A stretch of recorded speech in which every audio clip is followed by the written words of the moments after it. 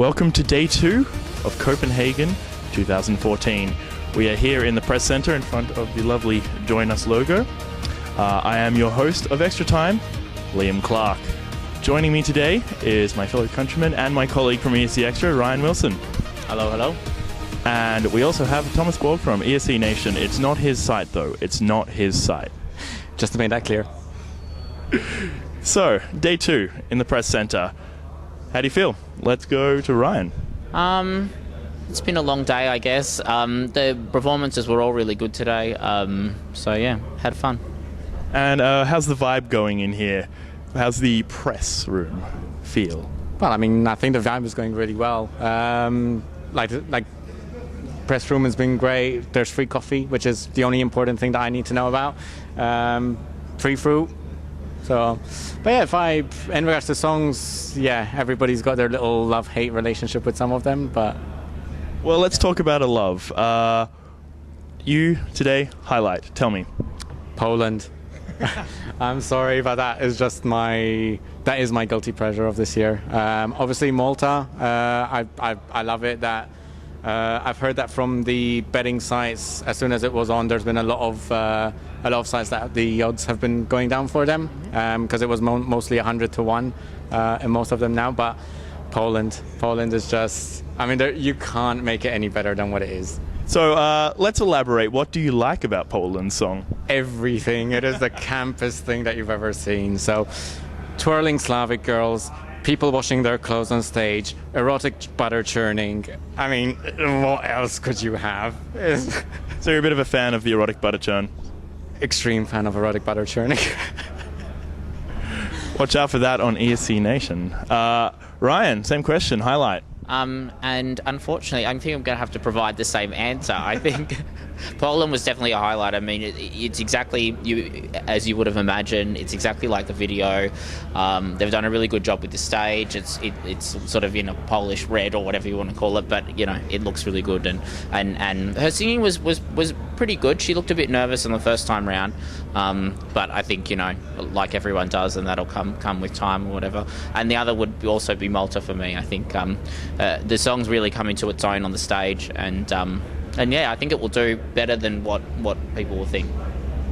Yeah, cool. On the flip side, a low light. Let's go again to Ryan. I don't want to make this a low light because it's not their fault, but Georgia, I would have to say. I mean, the song... Well, it is their fault. They picked the song. Well, I guess that's true. The performance itself isn't that bad, but just... I don't know who's going to be voting for this, who's going to not want to have this as their toilet break. Yeah, sorry. What did you feel about the parachuting guy in the background? I guess it was a nice effect, but I guess you're going to have a gimmick with a song like that, aren't you? Fair enough. Tom, low light? And this is going to be boring. I promised you we didn't think about this beforehand, but again, for me, it's Georgia. I'm sorry, Georgians out there, love you all, but I wrote in the blog that I was doing earlier, I'm sorry, but there's not enough SIM cards in the world to help this thing go through. So yeah, it's an okay song, I guess, if you're into that genre and that is the kind of music that you go for. But for Eurovision, I don't think it's going to work. I think part of the problem is you just don't know what it is. You're like, I'm not even sure what genre. Yeah. You know, I'm not. Yeah. So do you reckon the reason why you've come to a very, very similar opinion is that most of today was a bit middle of the road? I wouldn't say middle of the road. I mean, I would say it was all fairly good. But there was nothing that stood out. There was nothing that wowed us this time. I mean, a lot of people were talking about Israel really wowing as well. But to be honest, I think that's more of if you loved it already, you will love it even more now. If you were indifferent about it, you'll still be indifferent about it. I mean, I'm in the indifferent camp, and it was good. But it didn't make me love it anymore, really. I think I'm going to have to agree with you on that one. I mean, I loved Israel's song, and I still do. And it delivered some moments that I really enjoyed, but there was nothing that would convert somebody that wasn't already into it.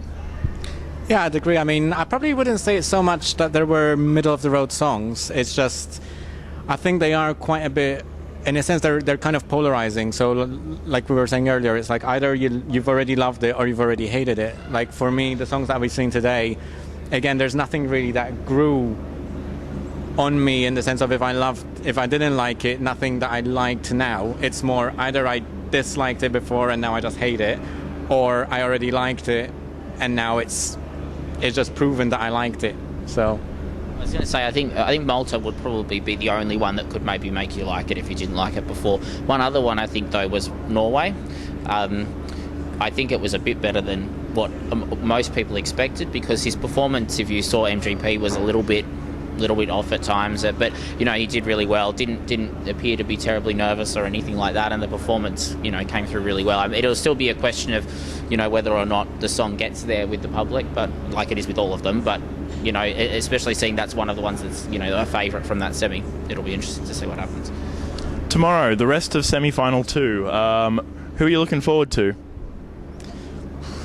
let's see. I'll be honest with you, I don't even remember all the ones that are still there. Lithuania, I think. Okay, can you elaborate on that? Well, for me, Lithuania is one of those countries, the past 2 years, every semi-final that Lithuania has been in, I've managed to get 9 out of 10 from qualifiers, and it's always been Lithuania that's been my... So now I've just decided that every year I need to say that Lithuania is going to qualify, because they will. But I just want to see what it's like, because it's not one of those songs I really paid much attention to, even though it's got the title attention. I didn't really pay much attention to it throughout this whole coming to Eurovision, so I want to see exactly what she's going to deliver, and how it fits with the songs around her, because that always plays a part. She is kind of bonkers, so this could go anywhere. I mean, what we saw in the Lithuanian national final, it didn't really have anything, but it could do anything. What I'm expecting for tomorrow, Austria, of course, will be a big one. I think that everyone will be interested to see, although, I mean, the song itself, I mean, it's pretty simple, and it's probably going to be performed how you would expect, just her alone on stage or something like that. Another one would be Romania. It's obviously they've been in the contest before. There's an expectation about how their performance might be, and it's also could potentially be a favourite, I think. But it'll really depend on whether or not the performance is, because it could. I really think the performance of that could go either way. And the other one would be Belarus, just because it's a fun song and I want to see what it looks like on stage. Awesome. Well, thank you very much for joining us today, guys. Thank you, Ryan. Thank you, Tom. Do you want to plug the website, which is not your website? Well, of course, I'd like to plug the website. Remember, everyone, to go and look at the blog for www.escnation.com. I'll repeat that just in case you didn't get it, escnation.com. And comment to our random comments that we make there. Well, thank you very much, and join us tomorrow for day 3.